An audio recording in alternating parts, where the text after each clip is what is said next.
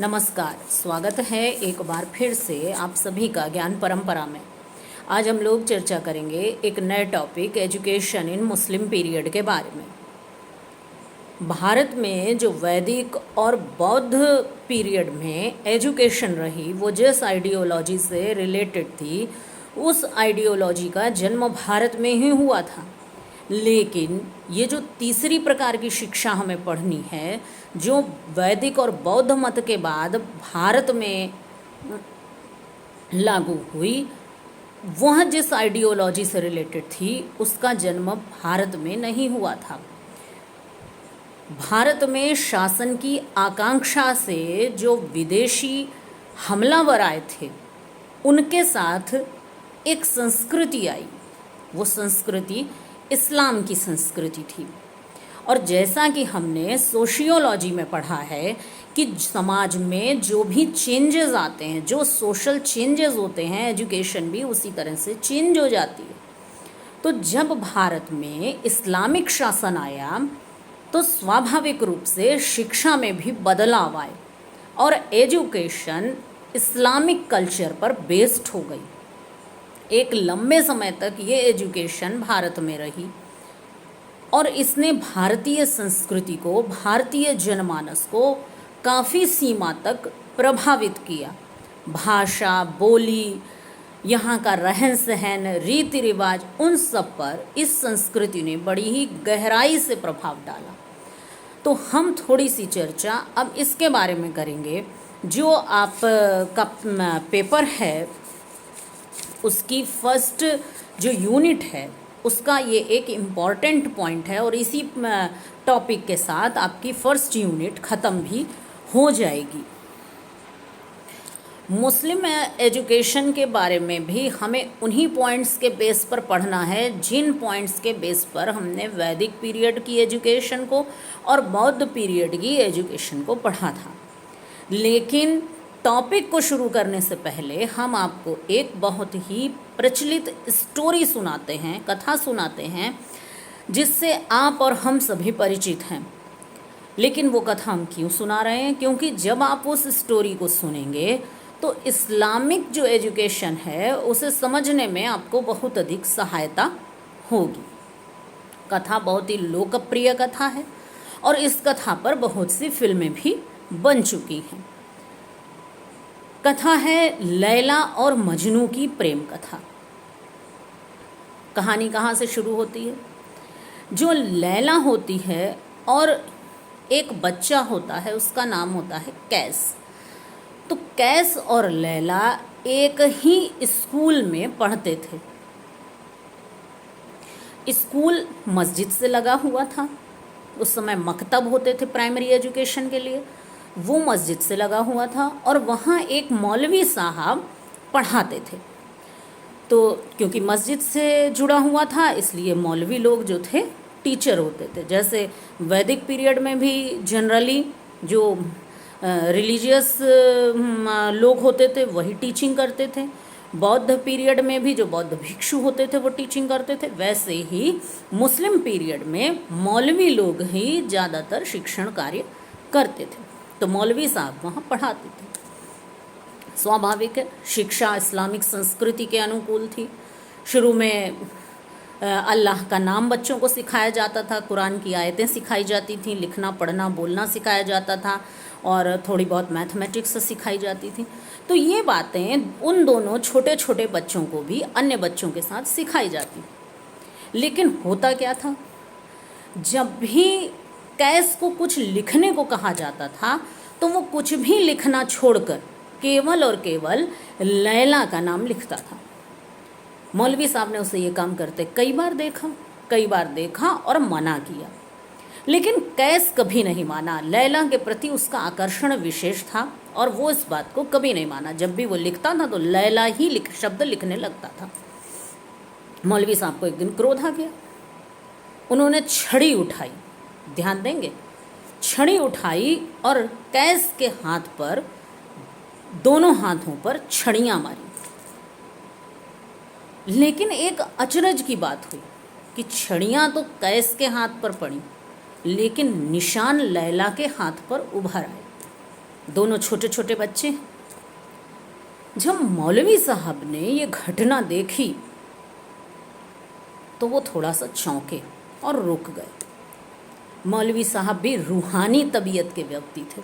रूहानी तबीयत यानी कि थोड़ा जो इस्लामिक क्षेत्र में आध्यात्मिक उन्नति कही जाती है, जो स्पिरिचुअल डेवलपमेंट होता है, उसी को रूहानी तरक्की बोलते हैं। तो मौलवी साहब रूहानी तरक्की की दिशा में बढ़े हुए व्यक्ति थे, रूहानी तबीयत के। वो जान गए कि ये कोई सामान्य संबंध नहीं है, ये रूहानी मोहब्बत है। और जो अल्लाह है, खुदा है, उसने इस दुनिया में जहाँ मनुष्य धीरे धीरे मानव मूल्यों से, ह्यूमन वैल्यूज से दूर होता जा रहा, उसने इश्क का पैगाम देने के लिए इन दोनों बच्चों को धरती पर भेजा। लेकिन वो उनकी पारिवारिक पृष्ठभूमि यानी फैमिली बैकग्राउंड से भी परिचित थे। वो जानते थे कि लैला और कैस के परिवार में परस्पर विरोध है यानी दुश्मनी है, इसलिए इन दोनों का मिलना आसान नहीं होगा। उसके बाद कथा आगे बढ़ती है और कथा से हम और आप सभी परिचित हैं। एक पॉइंट आपको और इम्पॉर्टेंट बात बताते हैं, खास तौर पे युवा वर्ग के लिए, कि लैला काली थी और कैस गोरा था। आजकल के समय में ऐसा प्रेम मुश्किल है कि लड़की काली हो और लड़का गोरा, लेकिन ये तथ्य है लैला काली थी और कैस गोरा था। काले रंग को सुंदर न मानना आधुनिक युग की देन है। पहले के ज़माने में काले रंग की लड़कियां या काले रंग के लोग असुंदर नहीं माने जाते थे। तो जो लड़कियां आजकल या अब तो लड़कों में भी रंग के प्रति चाह दिखने में आने लगी है, काले रंग के कारण किसी प्रकार की हीन भावना से ग्रस्त हैं, उन्हें अपने मन से निकाल देना चाहिए। विश्व की प्रसिद्ध यह प्रेम कथा, इसकी नायिका काली थी और कैस को इस बात से कोई फर्क नहीं पड़ता, क्योंकि जो लोग आत्मा से प्रेम करते हैं उनके लिए बाह्य रूप का कोई अर्थ नहीं रह जाता।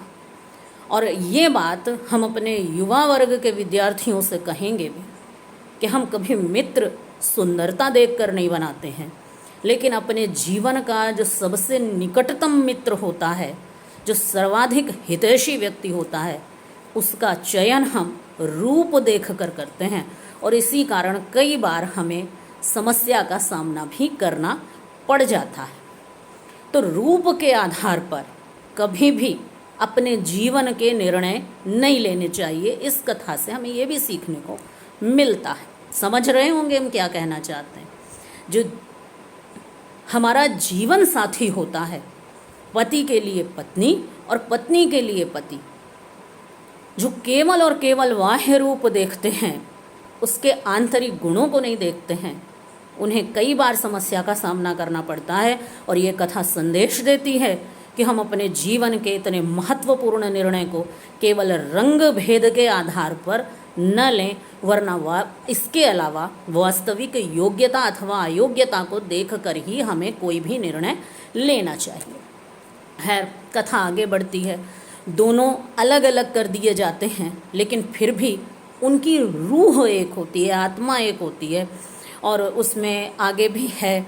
और यही जो चीज़ है, ये सूफ़ी विचारधारा जो इस्लाम की बड़ी प्रसिद्ध विचारधारा है, उसका आधार है कि वो कहते हैं कि जो इंसानी मोहब्बत है वो रूहानी मोहब्बत का एक ज़रिया है।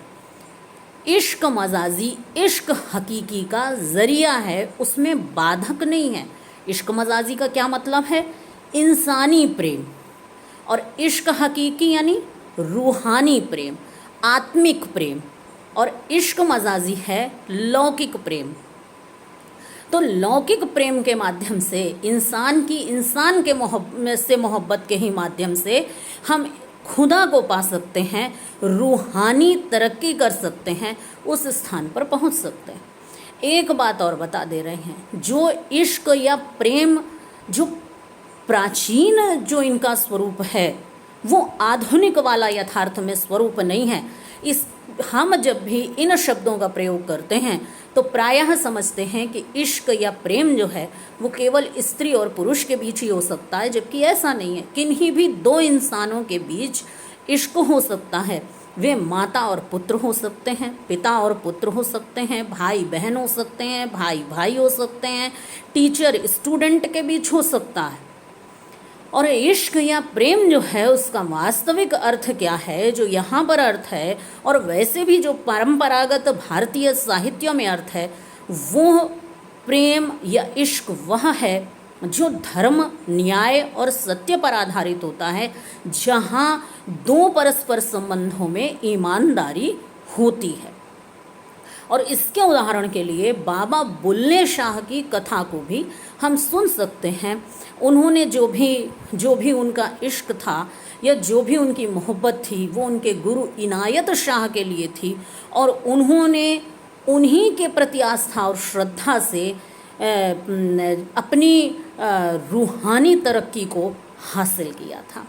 और जो हिंदी के पहले कवि माने जाते हैं अमीर खुसरो भी, उनकी भी जो सारी रचनाएं हैं जो सूफी साहित्य का प्रमुख आधार हैं, वो भी अपने गुरु के प्रति लिखी हुई हैं। उन्हें जब कथा रचनाओं को हम सुनते हैं तो वो ऐसा लगता है कि कोई नायक नायिका के लिए कह रहा है, लेकिन ये जो है वो सूफी मत का रहस्यवाद है, जिसमें जो प्रेम करने वाला होता है वो खुद को प्रेमी मानता है, और जिसके प्रति उसका लगाव होता है, जिसके प्रति उसकी आस्था होती है, उसे वो महत्वपूर्ण स्थान देता है, जैसे प्रेमी अपनी प्रेमिका को स्थान देता है। ये रहस्यवाद है, और ये रहस्यवाद जो भक्तिकालीन प्रेम मार्गी शाखा के कवि हैं उनमें सभी में दिखाई देता है। कबीर आदि पर भी इसका प्रभाव दृष्टिगोचर होता है। बहुत सारी रचनाएं भी हैं यहाँ पर, जैसे बाबा बुल्ले शाह ने अपने गुरु के लिए लिखा था, रांझा रांझा कर दी नी मैं आपे रांझा होई, रांझा मैं विच मैं रांझे विच और ख्याल ना कोई। अमीर खुसरो लिखते हैं, गोरी सोवे सेज पर मुख पे डारे केस, चल खुसरो घर आपने रैन भई चहु देश। जब उनके गुरु खत्म हो गए, तब उन्होंने, उनका निधन हुआ था, तब उन्होंने ये रचना लिखी थी। और इसी तरह की प्रेम आधारित रचनाओं का ये समय है। तो जो समृद्ध सूफी साहित्य है उसका भी उदय हुआ। अब हमने आपको जो ये बातें बताई, ये कथा बताई, ये आपके पाठ को स्पष्ट करने के लिए और पाठ की प्रस्तावना, इंट्रोडक्शन के रूप में बताई कि आपका टॉपिक क्लियर हो जाए। तो वही पॉइंट्स हमें पढ़ने हैं। अब हम इस कथा का एग्जाम्पल देते हुए ही वही पॉइंट्स पढ़ेंगे जो हमने बताया कि लैला और मजनू बचपन में साथ साथ पढ़ते थे। तो यानी कि मुस्लिम पीरियड में गर्ल्स और बॉयज़ जब छोटे होते थे तो साथ में एजुकेशन मिलती थी। जहाँ एजुकेशन मिलती थी वो मस्जिद से लगे हुए केंद्र होते थे, उन्हें मकतब कहते थे। देखिए वहाँ पर वो लोग उसी में पढ़ते थे।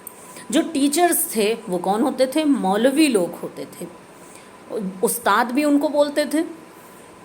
ज़्यादातर मौलवी लोग ये शिक्षण कार्य करते थे। इसके अलावा हम जब कैस ने टीचर की जो इंस्ट्रक्शंस थे उनको फॉलो नहीं किया तब उसे पनिशमेंट मिला। कैसा पनिशमेंट मिला? फिज़िकल पनिशमेंट मिला, शारीरिक पनिशमेंट मिला। यानी कि मुस्लिम पीरियड का जो डिसिप्लिन था वो दमनात्मक अनुशासन था। विद्यार्थियों को कठोर दंड, शारीरिक दंड दिया जाता था। इसके अलावा जो इस्लामिक मोहब्बत है और जो उसका आधार है वो भी आपको क्लियर हुआ, और जो ये सूफ़ी विचारधारा है वो भी आपको क्लियर हुई, क्योंकि इस्लामिक एजुकेशन का एक उद्देश्य ये भी था कि सूफ़ी मत का प्रचार प्रसार हो।